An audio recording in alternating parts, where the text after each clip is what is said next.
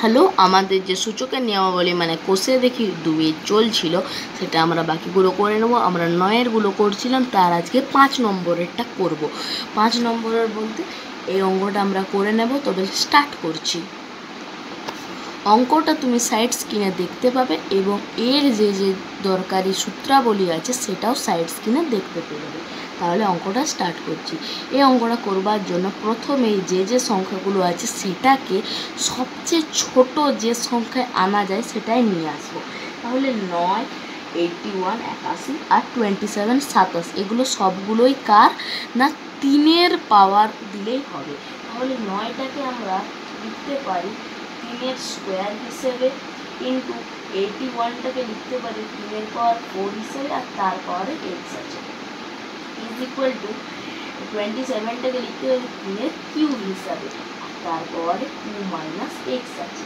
এরপরে বা দিয়ে 3-এর স্কোয়ার ইন্টু যদি কোনো একটা সংখ্যার পাওয়ারে কিছু একটা আছে, মানে কোনো একটা নাম্বার আছে এবং তারও পাওয়ারে কিছু একটা আছে, তাহলে পাওয়ার গুণ হয়ে যায়।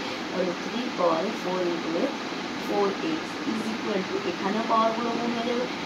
3 দুগুণে 6 মাইনাস 3x। এরপরে আমরা জানি যে গুণ হলে যোগ হয়ে যায় পাওয়ারগুলো, তাহলে 3 বেঁচে থাকলো এবং পাওয়ারগুলো যোগ হয়ে যাবে, মানে 2 plus 4x is equal to 3 to the power 6 minus 3x। এবার বেস সমান হয়ে গেলে আমরা জানি সূচক সমান হয়ে যায়।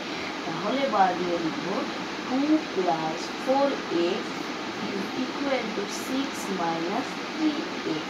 যেহেতু আমাকে x এর মান বার করতে হবে, তাহলে এটাকে এদিকে নিয়ে চলে আসি।